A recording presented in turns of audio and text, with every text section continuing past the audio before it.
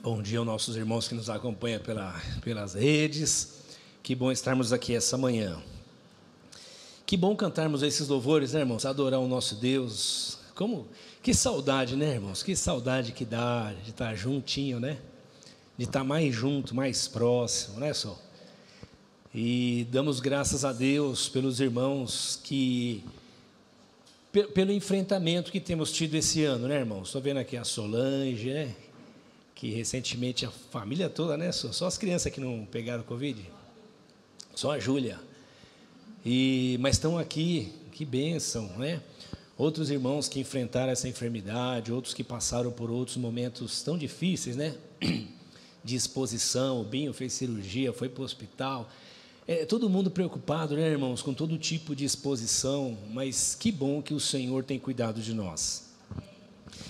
E se tem um povo que pode cantar e lembrar, né, e declarar que o reino e a glória pertencem ao Senhor, é o povo de Deus.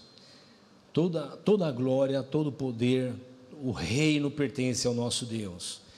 E o Senhor tem nos mostrado nesses dias que, de fato, todas as coisas estão nas mãos dEle. Quem jamais pôde sequer, né, imaginar que nós iríamos passar um processo tão estranho como que nós estamos passando, onde o mundo todo parou, o mundo todo foi para o cantinho da reflexão.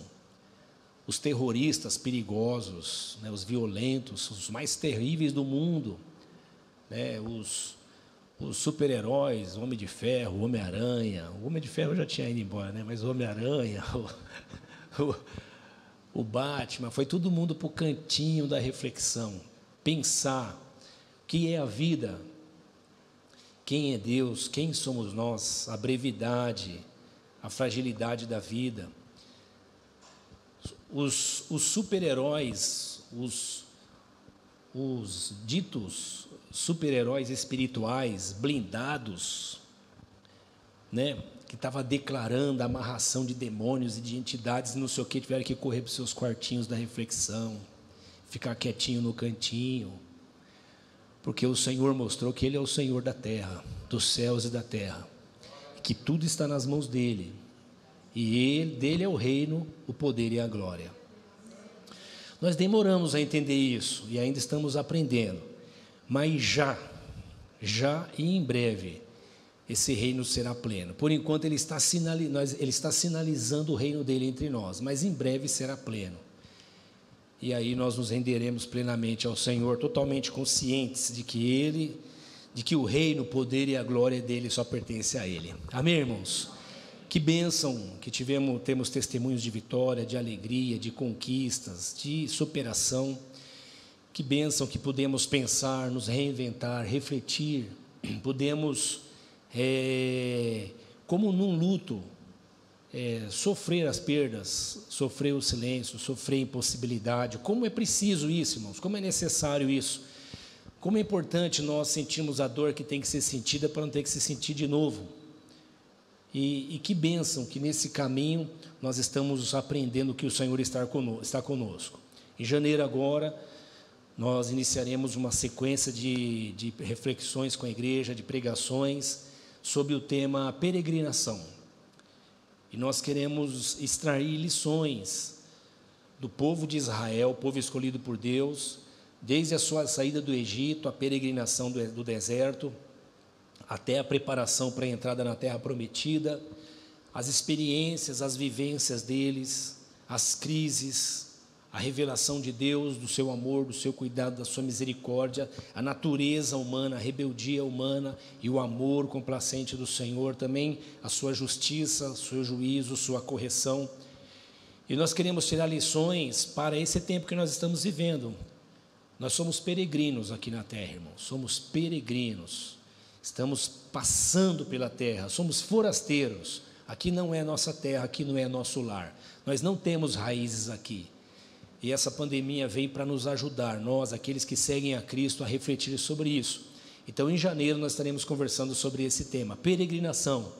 Então, ore ao Senhor para que o Senhor continue falando com você. E hoje, eu quero encerrar essa sequência de de pregações que nós estamos fazendo sobre o tema imagem de Deus, Imago Dei. Deus nos criou a sua imagem, conforme a semelhança, sua imagem e semelhança, e nós, através dos nossos pais, desfrutávamos de integração plena com o cosmo, com Deus, com tudo, consigo mesmo, com o próximo. Estávamos totalmente conectados, estávamos totalmente ligados em Deus e em tudo, até que o homem, seduzido pelo diabo enganador, decidiu ser como Deus. Então, hoje eu concluo essa sequência de pregações falando sobre esse tema. Imagem de Deus, ser. E nós vamos falar da última e derradeira desgraça que o homem caiu depois da desobediência, que está no livro do Gênesis, capítulo 11. Nós temos dois relatos, né? Da povoação, do povoamento da terra, capítulo 10 de Gênesis e capítulo 11. O capítulo 10 faz uma abordagem mais pacífica, mais natural, mais abrangente, e o capítulo 11 faz uma exposição mais específica, mais detalhada, mais voltada. Se o 10 fala mais de uma questão geopolítica, o capítulo 11 fala da questão da humanidade, da integridade, da ética, do homem como ser, do homem como ser. Por isso, nosso tema hoje é Imago Dei, ou imagem de Deus, ser. O homem lá no Éden recebeu uma mensagem do enganador, o diabo, o enganador, que, aliás, o livro do Apocalipse de João diz que ele saiu para enganar as nações, e ele saiu lá e continua enganando as nações, e a mensagem que o enganador deu ao casal foi essa: o dia que vocês comerem da árvore do conhecimento do bem e do mal, vocês serão. A mensagem foi essa, ser. Para ser, você tem que ser como Deus. Ser de verdade é ser como Deus. Quando nós pensamos nesse tema, o ser, o primeiro pensamento que vem na minha cabeça é isso: quem sou eu? Se é que eu sou. Porque se eu não me mantenho, se eu não subsisto em mim mesmo, se o que eu tenho é muito reflexo do que eu recebi, e muito do que eu tenho nem eu entendo direito, então o que é esse lance de ser? Alguém nos disse que nós poderíamos ser, e parece que o casal abraçou essa ideia, e para ser tem que ser de fato como Deus. Só Deus é. Quando ele, por exemplo, dá o nome dele para Moisés como referência para que Moisés se apresentasse a Faraó e ao povo de Israel, dizendo quem os libertaria, Moisés fala assim: qual o nome, qual a assinatura que eu levo? Ele disse: diga que eu sou. Então, se tem alguém que é Deus. Se tem alguém que é o Criador. O resto, eu estou nas minhas dúvidas se é. Me parece que nós experimentamos algo de Deus. Mas, enfim, Satanás então diz para o casal: vocês serão. E fala a verdade aqui entre nós, irmãos: quem não quer ser? Ser para ser reconhecido, ser para estar presente, ser para ser lembrado, ser para marcar presença, ser para mostrar poder. Sobre tudo isso, ser para ser observado, para que todos concordem e digam: de fato ele é, de fato ela é. E essa foi a sedução do casal, ser. E se ser é ser como Deus, aí de fato Satanás estava correto. Se tem alguém que é Deus. Mas logo em seguida vem a mentira: você pode ser como ele.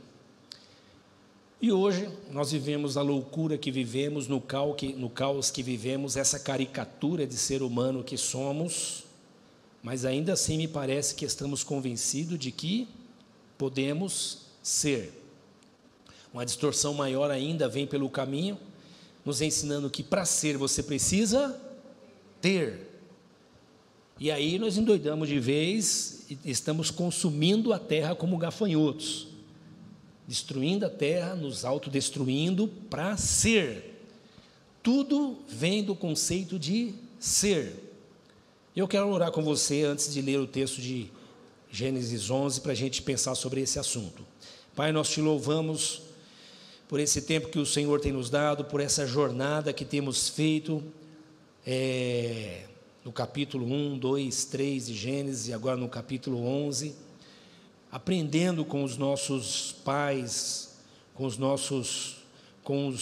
os teus servos, Senhor, os patriarcas, sobre a criação, quem nós somos, de onde viemos, por que somos o que somos, a nossa condição, como precisamos de um Salvador. E te agradecemos porque a Tua palavra tem nos lavado, nos limpado a mente, o entendimento, nos convertido e nos conduzido a um novo caminho. Continue a nos ensinar, Senhor, a nos santificar por Sua palavra, a nos lavar, a nos conduzir por caminhos de vida. Nós pedimos isso. Enquanto falamos a Sua palavra, Senhor, visite quem está doente, aquele que está doente na alma, nas emoções, no corpo, no físico, aquele que tem sido afetado, Senhor, no seu espírito. Senhor, visite o Teu povo, visite os Teus filhos, visite aqueles que nos acompanham em suas casas, aqueles que nos acompanham pela internet, em algum outro lugar que está, aqueles que serão alcançados por esta palavra, por esse culto, por essa celebração, em algum momento, Senhor, visite a todos, no poder do Seu Espírito Santo, o Senhor que visita-nos, Senhor, visita-nos para a Tua glória, em nome de Jesus.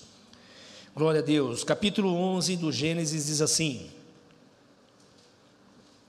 no mundo todo havia apenas uma língua, um só modo de falar. Saindo os homens do Oriente, encontraram uma planície em Sinear, e ali se fixaram. Disseram uns aos outros: vamos fazer tijolos e queimá-los bem. Usavam tijolos em lugar de pedra e piche em vez de argamassa. Você veja que os homens já tinham desenvolvido tecnologia, né? Então, tecnologia daquela época já tinha evoluído e bastante.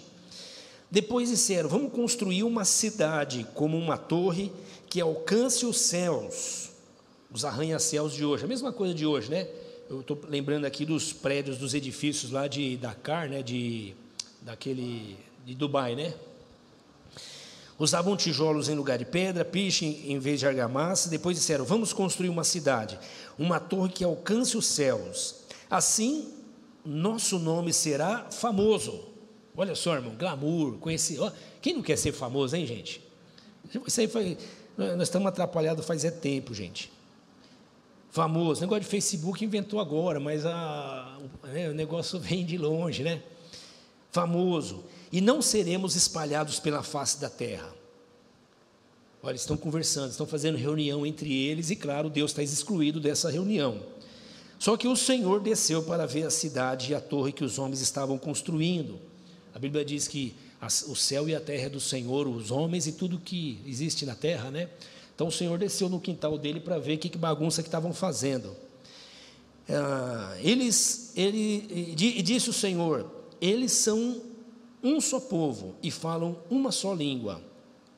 E começaram a construir isso. Em breve, nada poderá impedir o que planejam fazer. Venham, desçamos e confundamos a língua que falam, para que não entendam mais uns aos outros. Assim, o Senhor os dispersou dali por toda a terra e pararam de construir a cidade. Por isso foi chamada de Babel. Provavelmente, Babel, uma das traduções é confusão, outra, na língua deles mesmo, lá na época, seria uma coisa parecida com porta de Deus ou entrada de Deus. Porque ali o Senhor confundiu a língua de todo mundo. Dali o Senhor os espalhou por toda a terra. Os irmãos lembram que o Senhor, quando criou o casal, falou para eles: olha, gente, multiplique, encha a terra. Essa foi a ordem. O que eles disseram? Não. Nós vamos ficar aqui. A gente vai fazer um negócio que é só para nós. Eles já haviam rompido o relacionamento com Deus e agora eles estavam buscando, eles haviam sido convencidos pela serpente que se havia uma coisa que era importante na existência era ser, e ser era ser como Deus, e se Deus é o Senhor do céu e da terra, para ser como Deus tem que ser Senhor. E eu fico imaginando aqui, irmãos, eles construíram uma torre que provavelmente alguns estudiosos acham que essa torre tinha alguma coisa aproximadamente 91 metros de altura. Então você imagina aquela época, uma torre tão alta desse jeito, a estabilidade, a grandeza dela, provavelmente se tornou um templo de adoração aos deuses. Já que o Deus Criador não tinha relacionamento com ele, naturalmente os homens criaram os seus deuses, a sua imagem, conforme a sua semelhança. Deuses que lhes serviam, que lhes obedeciam, como é hoje, não mudou nada. E eles construíram então essa torre, exatamente para quê? Porque sempre que se diz que Deus está em um lugar específico, alguém tem que construir esse lugar, para dizer que eu controlo esse lugar, logo Deus que está nesse lugar está sob meu controle. Se você quer as coisas boas que esse Deus desse lugar pode dar, você também está sob meu controle, não está certo o raciocínio? É a ideia de controle. Se ser é mandar, é controlar, não tem melhor caminho do que religião, que é uma coisa que não se explica direito, ninguém sabe direito, cada um tem uma opinião. E aí alguém constrói uma torre, tem que ser uma torre grande e poderosa, porque quanto maior for, mais poder se apresenta. Mudou alguma coisa hoje, irmãos? Não. Dubai lá, as maiores torres do mundo já está em Dubai, não é isso? Por quê? O poder do dinheiro, arquitetura, ciência, tecnologia. Quanto mais alta a torre, mais poder. Lá o conceito não é exatamente religioso, embora também seja, mas é esse conceito da religião como tecnologia, como ciência, né, como capitalismo, né, como o poder do dinheiro. O Deus do século hoje é Mamon, é a entidade que representa o dinheiro. O dinheiro é poder. Quem tem muito dinheiro tem muito poder. Quem é quem tem dinheiro. Quem não tem dinheiro não é. E quem tem muito dinheiro precisa de Deus? Não, porque já tem o seu Deus, que é o dinheiro. Então, a ideia é a mesma, nada mudou. O lugar de culto de adoração para os religiosos é o templo. Então, quanto maior, mais forte e mais grandioso, mais controle tem quem construiu. A mesma coisa acontece com a economia, com a religião, com o conceito de fé, no sentido de economia, capitalismo, consumismo. Quanto mais poder de consumo se tem, mais forte é e mais controle se tem sobre esse Deus que é o dinheiro. Quantas pessoas batem no bolso e dizem: meu dinheiro é isso aqui, ó. Eu é que faço minha sorte, eu é que faço o negócio acontecer quando tenho o dinheiro. Bom, e todos nós sabemos que é assim que é, né? Eu estava vendo uma reportagem ontem, e triste saber que muitos povos na África não receberão a vacina, talvez nem o ano que vem. Por quê? Porque é pobre tem que morrer. Se tem uma coisa que é uma desgraça, é pobre, não é verdade, irmãos? Pelo menos é o que os poderosos dizem, é o que os dominadores do mundo dizem, é quem acha que diz, porque é ser como Deus, e ser como Deus é mandar, é coordenar, é dizer quem vive e quem morre. É pôr e tirar o prato da mesa, é sustentar e tirar a vida. Bom, a última desgraça que vem sobre os homens depois do processo de rebelião contra Deus é finalmente um conceito que eu vou usar o termo de nacionalismo hoje, que é um termo que surgiu depois da Revolução Francesa, principalmente com a dominação de Napoleão, a ideia de nacionalismo. Qual que é a ideia de nacionalismo? É um pouco diferente do imperialismo, né? Então, se o império é a conquista de todos os povos, que era o que eles queriam, era o que eles estavam desejando, o Senhor falou: olha, se espalhem na terra e encham a terra. O que eles fizeram? Não. nós vamos construir uma cidade.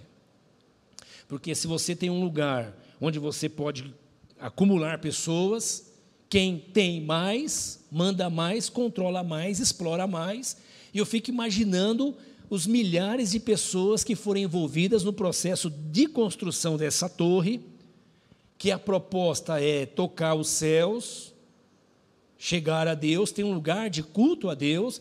Você imagina o tanto de gente que não foi explorada com isso, em todos os sentidos possíveis, para participar desse processo de construção. E eles então não fizeram o que o Senhor disse. Logo, o mesmo modelo que nós temos hoje, irmãos. Se encher a terra era o sinal de cada um ter a sua porção de terra, cada um ter a sua possibilidade de plantar, de colher, e haver algum tipo de equidade, ser equânime na distribuição dos recursos naturais, fazer cidade é exatamente o oposto. É acumular pessoas num espaço menor, controlado, onde menos pessoas podem controlar mais pessoas, e haver mais exploração. E aí todo tipo de maldade que acontece nas grandes cidades hoje, começou a acontecer lá. E isso é resposta da rebeldia do homem. Então, novamente, a gente percebe que o estado que nós vivemos, que é como está, e é difícil mudar, e nós estamos vivendo como estamos, é reflexo da rebelião do homem lá no Éden. Esse homem que se afasta de Deus e bate na mesa e diz: aqui quem manda sou eu faço do jeito que eu quero. Bom, eu e você que cremos em Deus e temos a Bíblia Sagrada como um livro, não de história, também de história, mas como revelação de Deus para nós, nós temos esse livro como regra, um livro de regra, de fé e de prática. É um livro que diz para a gente para fazer algumas coisas que a gente não quer fazer e a gente faz porque o livro diz para a gente fazer. E tem outras coisas que ele diz para a gente fazer que concorda com o que a gente quer, a gente fica feliz e diz: ô glória, porque Deus está concordando comigo. Mas esse é o livro que nós seguimos. E todas as vezes que nós caminhamos em caminhos diversos, opostos ao que o Senhor nos instrui, nós sofremos. E não só nós, sofre quem está ao meu redor. Então, surge esse conceito de nacionalismo. O Senhor, então, vem, desce na terra e confunde os homens. Cada um começa a falar numa língua diferente. Só que aqui eles não se entendem. E aí os grupos vão se aglutinando, cada um que vai identificando a língua do outro, vai se aglutinando e vão surgindo os povos e as nações. E aqui não é uma bênção, isso aqui é uma maldição. Não é Deus abençoando o povo. É uma maldição por causa da rebelião, porque junto com o conceito de que eu começo a falar diferente de você e você não entende o que eu estou falando, logo eu começo a me juntar somente com os que entendem o que eu falo. E aí nasce o conceito de sectarismo, de grupo, de tribo, de separatismo. Você não fala a minha língua. Você não entende o que eu falo. Só entende o que eu falo esse grupo. E normalmente, qual é o melhor grupo que você participa? É o do outro ou é o teu grupo? É o meu grupo. O grupo bom é o meu grupo. Por quê? Porque fala a mesma língua. Por conta disso, a gente desenvolve uma cultura parecida, comportamentos parecidos, e aí a gente se identifica. E fica mais ou menos assim: nós somos os caras e eles são os outros. E aí vem um conceito de sectarismo, de separatismo, de divisão. Se houve um momento que a humanidade era uma família, agora não. Agora é cada um por si. E aí, irmãos, pensam comigo. Se tem um grupo que se acha melhor do que o outro, qual que é o passo seguinte que ele vai dar? Dominação. Eu vou dominar o outro, vou dominar com a minha fala, vou dominar com a minha cultura, vou dominar com a minha potência, porque afinal de contas, agora não só eu, mas eu e o outro que fala como eu, que veste como eu, que anda como eu, que pensa como eu, agora nos sentimos deuses, agora nós somos um Deus coletivo. E vamos dominar. E aí se estabelecem as guerras, hegemonia dos povos, hegemonia do poder. Sabe o que vem à minha cabeça, irmãos? O discurso de um homem que diz que, em nome de Deus, iluminado por Ele e abençoado por Ele, precisava fazer uma limpeza na terra. Esse gente boa chamava Hitler. E ele não deu droga para ninguém, mas ele convenceu uma nação inteira de que eles tinham uma supremacia. A cor da pele deles era melhor, a cor dos olhos era melhor, a língua era melhor, a comida era melhor, a tecnologia é melhor, a inteligência é melhor. Se nós somos melhores, nós temos que dominar. E nisso eles mataram 11 milhões de judeus, 12 milhões o pessoal, como é que é? Os ciganos, homossexuais, negros e doentes, e pessoas com deformações, foi outros milhares, destruiu cidades, mas eles tinham poder, era uma Babilônia, alguém mandava, a hegemonia do poder. Mas vindo para dias mais modernos e mais atuais, e nós podemos vivenciar isso no nosso dia a dia, eu e você precisamos estar atentos, porque se esse é o caminho do homem para ser, e esse é o conceito e a consciência da humanidade para ser, é o caminho que eu e você podemos estar trilhando sem perceber. E aí nós discriminamos quem é negro, quem é branco, quem é pobre, quem é rico, quem é amarelo, quem tem um jeito diferente, quem pensa diferente, quem entende diferente então, quem fala diferente de mim, não come o que eu gosto, não tem o meu jeitão. E aí nós vamos multiplicando esse mesmo conceito em ambientes menores, dentro da empresa, dentro do bairro, na comunidade, inclusive na comunidade da fé. Ou a comunidade da fé é blindada para isso? A comunidade da fé, que são aqueles que ouvem o Senhor Jesus e caminham no caminho da fé, tem a palavra do Senhor alertando ela. Mas ela pode ouvir ou ela pode não ouvir. O Senhor dessa comunidade não vai deixar isso barato. Ele vai falar, e se ela ouvir, ela vai desfrutar de bênção. Se ela não ouvir, Ele vai corrigir ela, porque Ele é o Senhor da igreja. Ele é que cuida da igreja. Nós não somos igreja porque escolhemos ser, nós somos igreja porque o Senhor nos alertou da nossa loucura, da loucura que estávamos caminhando, e fomos chamados agora a uma nova comunidade, a um novo jeito de viver, a um novo jeito de ser. Ser agora não é ser eu, ser agora é encarnar o Cristo. No caminho de Emaús, né? Quando o Senhor Jesus some e ninguém sabe para onde ele foi, alguém explica de maneira muito simples e bacana, né? Que ele não sumiu, na verdade ele entrou nos discípulos. Agora ele não está mais com os discípulos, ele está nos discípulos. Esse caminho de autonomia, esse caminho de supremacia, esse caminho de sectarismo, é que faz nós nos olharmos uns aos outros de cima, com discriminação. Só entre nós, ninguém nos ouça, tá bom? Você já discriminou alguém? Não precisa nem sinalizar a cabeça, só pensa, você já discriminou alguém? Pela cor? Pelo sexo? Pela religião? Pela origem? De onde ele veio? Veio do norte, do nordeste, do sul? Tem um irmão nosso que foi para o sul, né? Ele está sempre comentando com a gente que o pessoal do sul pega pesado com a turma do sudeste. A turma do sudeste pega pesado com a turma do nordeste. A turma do nordeste pega pesado com a turma do oeste. E por que nós somos assim? Nós somos assim porque alguém convenceu a gente que nós podemos ser. E o Evangelho vem nos ensinando o seguinte: vocês não são nada, vocês não são ninguém. Jesus chama os discípulos e diz assim: sem mim, vocês não são ninguém. Como é ruim ouvir essas coisas, né, irmãos? Como é ruim ouvir essas coisas. Senhor Jesus chama os discípulos dele e diz: sem mim vocês não podem. Só pode quem é. Como vocês não são, vocês não podem. Vocês não vivem do que vocês fazem, vocês vivem do que vocês recebem. Que quem cuida do homem é quem é.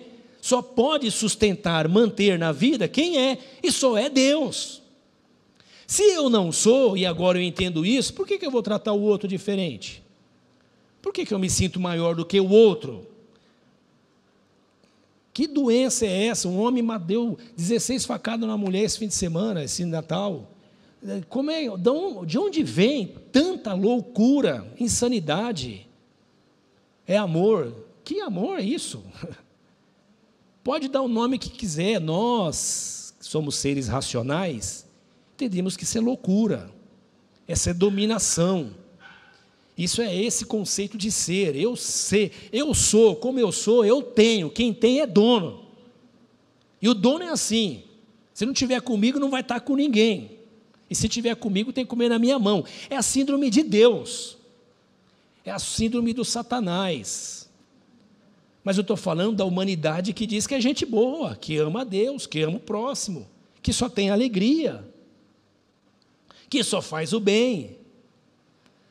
Sim, o homem faz o bem, sim, o homem produz o que é bom, sim, o homem socorre o necessitado, sim, o homem tem algo que pode ajudar a permanecer a vida. E o que as Escrituras nos ensinam é que isso é algo de Deus para nós, é a graça de Deus sobre o homem, para que ele se mantenha na vida e desfrute de algo da vida. Essa loucura só pode ser restaurada em Cristo Jesus. Gênesis 3,15, promessa de Deus para o casal: olha, da semente da mulher virá um que vai esmagar a cabeça da serpente, a serpente vai lhe ferir o calcanhar. O diabo iria ferir o Salvador, mas o Salvador iria destruir a mente, no sentido de consciência de Satanás. É a promessa do Redentor, é a promessa da redenção, o prometido. O prometido foi anunciado, e o Senhor cumpre essa obra.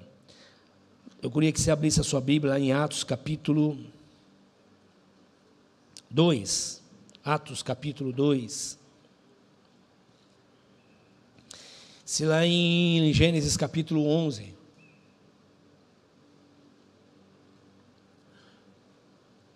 a confusão das línguas, a separação das línguas é sinal de confusão, é sinal de maldição, é sinal de separação, é sinal de sectarismo, é sinal de exploração, é sinal de perda da identidade da humanidade, é o assumir pleno da síndrome de querer ser Deus.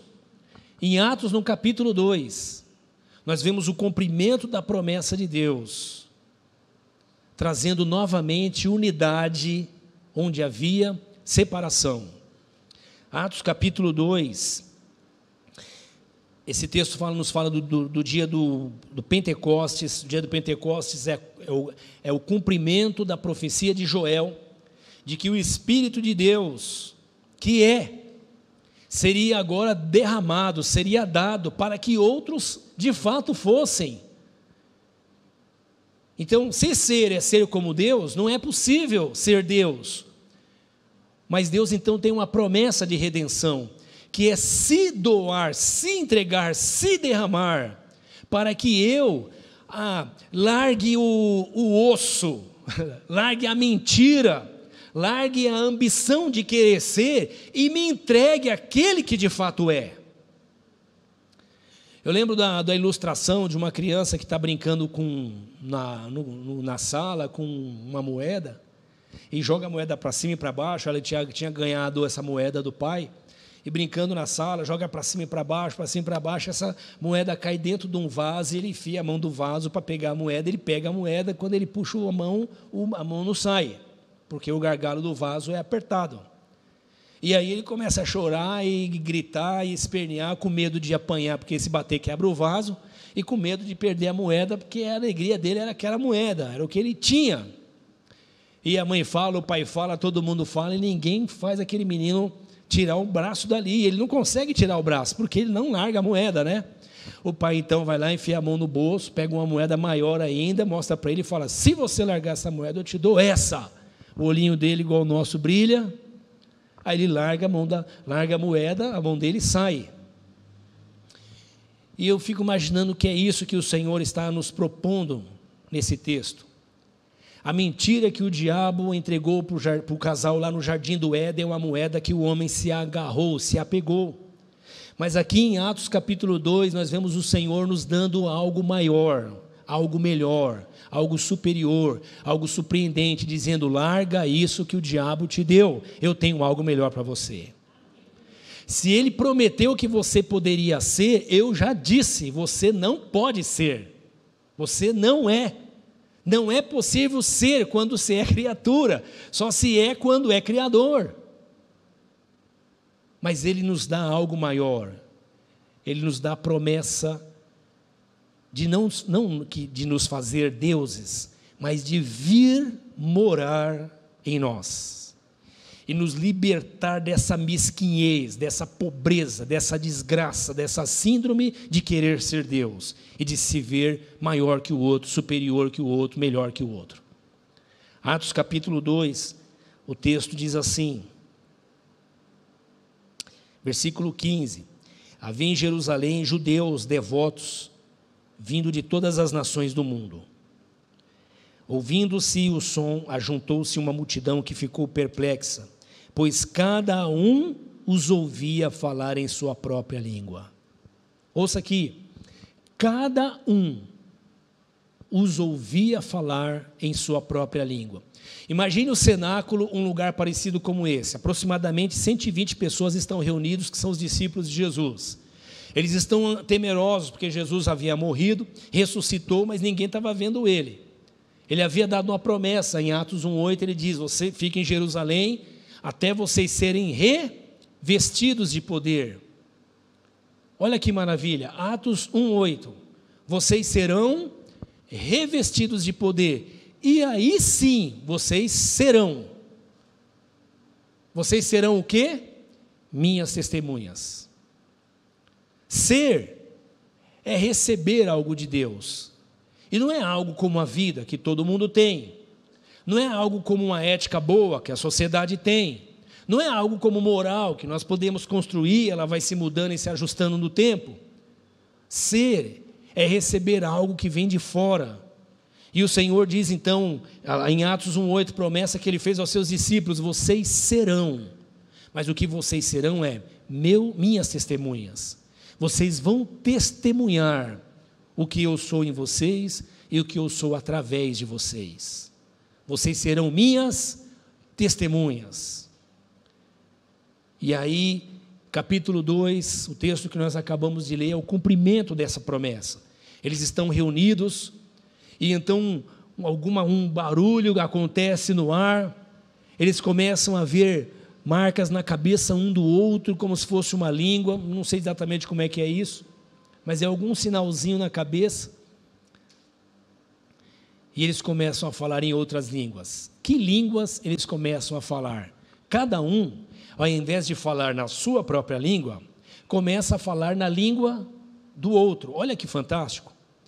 Se no conceito de Babilônia, de Babel, que virou a cidade de Babilônia, a região da Babilônia, se lá o conceito é de confusão, onde cada um fala a sua própria língua e não quer entender o outro, ao contrário, sectariza, faz grupos para oprimir e ter supremacia sobre o outro.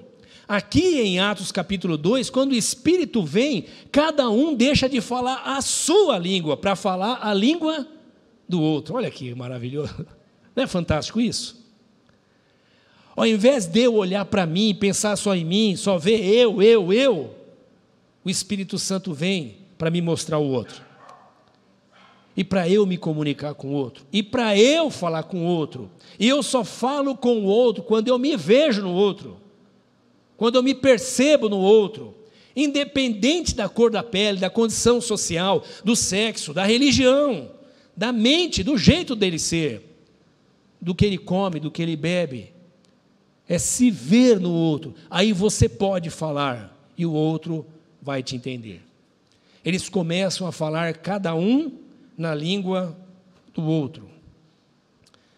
Imagine vocês, irmãos, faz esse exercício comigo aqui, 120 pessoas nesse lugar. E eles começam a falar em línguas. E nenhum deles fala na sua própria língua, começam a falar em outra língua. Ouça bem, vocês imaginam que isso aqui não vira uma feira ou não? Aí sim, aí vira um burburinho, né? Todo mundo falando, cada um. Não é o jeito de fazer culto, Paulo nos vai ensinar isso, mas é o marco do nascimento da igreja, tá bom? Então todo mundo falando. Olha o que é mais extraordinário. O pessoal que está lá fora, ao invés de ficar confuso e falar que bagunça é essa aí, de fato eles veem um burburinho e veem uma agitação, e eles falam, o que está acontecendo? Mas mais extraordinário que isso, eles começam a ouvir o povo que está lá dentro falar na sua língua. Então, cada um que está lá fora, ouve quem está lá dentro falar a sua língua. Como que isso é possível, irmão? Você que já foi numa feira, até os caras da barraca gritando viram uma bagunça, não vira? Aí você fala, ninguém entende ninguém. Não, ninguém entende ninguém em Babel. Quando o Espírito Santo vem, todo mundo entende todo mundo. Como que é isso? Eu não sei. Eu sei que é isso que o texto diz. Quando se é cheio do Espírito Santo, nós falamos a língua do outro. Nós nos identificamos como irmãos. Não há mais confusão.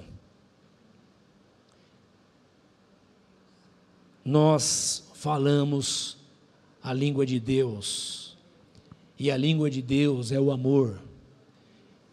Ele diz assim, para nós amarmos ao Senhor como nós nos amamos, sobre todas as coisas, e o próximo como nós nos amamos. Isso só é possível no poder do Espírito Santo.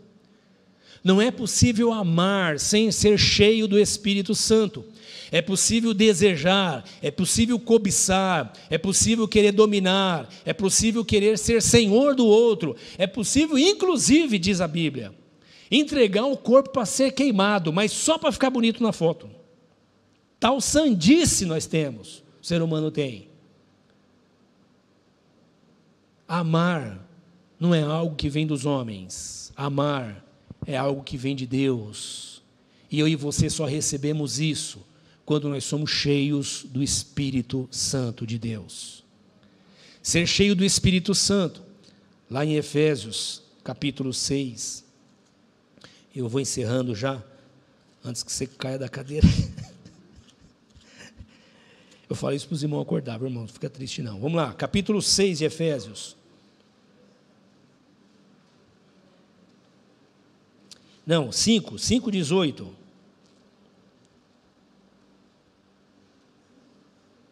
Efésios 5:18 diz assim: não se embriaguem com vinho. Não se embriaguem com vinho que leva à libertinagem. Libertinagem é um outro nome que o pessoal dá para a liberdade. Inventaram essa palavra, que o homem é livre. E a gente gostou e pronto, acha que é livre mesmo. Mas o texto está dizendo, não se embriaguem com vinho que leva à libertinagem, mas deixem-se encher do Espírito. Quem deve deixar-se encher do Espírito? Aquele que nasceu de novo. Só recebe o Espírito Santo quem nasceu de novo. Olha o que diz Efésios 1:13. Efésios 1:13 diz assim: quando vocês ouviram e creram na palavra da verdade, o evangelho que os salvou, vocês foram selados em Cristo com o Espírito Santo da promessa, que é a garantia da vossa herança, até a redenção daqueles que pertencem a Deus, para o louvor da sua glória. Quem pertence a Deus, que foram selados? Quem foi selado? Os que o Senhor chamou. Quem o Senhor chamou? A igreja. E Ele chamou para quê? Para nós abandonarmos a mentira de Satanás, de que poderíamos ser, assumirmos que não somos, e tornarmos a nos entregar ao Senhor para sermos cheios do Espírito Santo. Hoje, ser é ser cheio do Espírito Santo, ou é não ser. Não ser é não saber o caminho, não saber a direção, não ter identidade, ser influenciado o tempo todo por tudo, em qualquer lugar, por qualquer pessoa, qualquer livro, qualquer doutrina. Mas ser é ser cheio do Espírito Santo. E ser cheio do Espírito Santo não é andar igual um embriagado que não sabe a direção. O texto está dizendo que nós não devemos andar assim. Ao contrário, nós temos nitidez, clareza, direção. Alguém está dizendo, ó o preto, ó o gay, ó a mulher, ó o outro, vamos abusar, ó o índio, ó o escravo, ó o pobre, ó o miserável, vamos explorar. Mas você não está embriagado, você não está bêbado com a loucura que Satanás te vendeu. Você tem a lucidez do Espírito. E na lucidez do Espírito você diz, não, esse aí sou eu, é um como eu.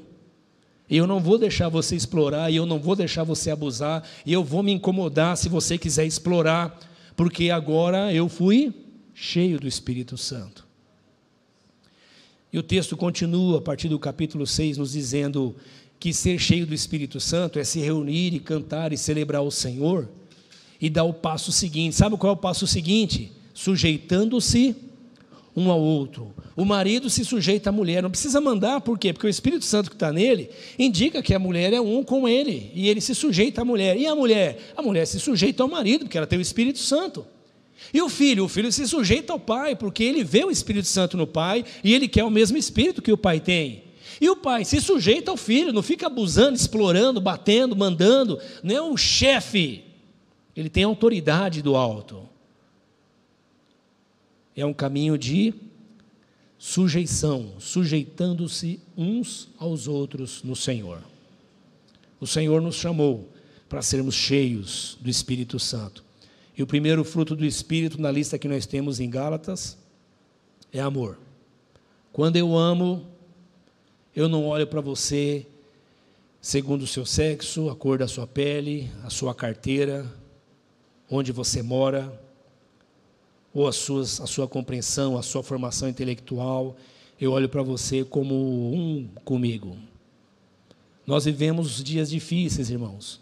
Perdas, dor, morte, separação, distanciamento. Era para a humanidade estar mais sensível, mais fraterna, mais solidária, mais humilhada. Mas ela está exatamente como o livro de Apocalipse diz que ela estaria. Mais dura, mais severa, mais reagente, mais incrédula, mais consciente de que ela é e ela se garante. Nós oramos ao Senhor para que o Espírito Santo nos encha, e eu e você, como igreja, nesses dias de sequidão, de indiferença e de maldade, nós possamos manifestar o reino de Deus entre os homens. Que os homens vejam as vossas boas obras e glorifique o Pai de vocês que está no céu, disse o Senhor Jesus. Que a sociedade olhe para mim e para você e veja Deus em mim e você. Não por causa da Bíblia debaixo do braço, mas por causa do Deus que está habitando em nós. Por causa da justiça, da fraternidade, da solidariedade que alguém cheio do Espírito Santo manifesta. Vamos orar? Nós vamos celebrar a ceia do Senhor. Nós vamos partir o pão. O pão é um, mas é coletivo. Nós vamos tomar o vinho é um, mas é coletivo. Sabe por quê? Porque nós não estamos mais em Babilônia.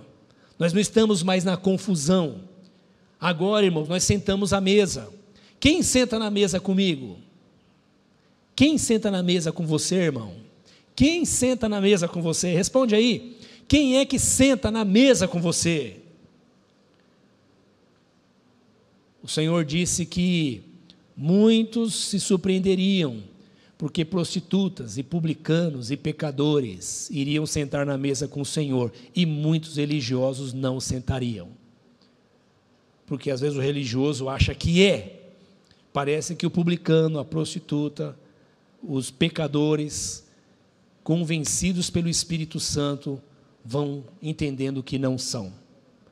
É por isso que o Paulo nos ensina em Coríntios, que o Senhor, quando nos chamou, não chamou muitos entendidos, mas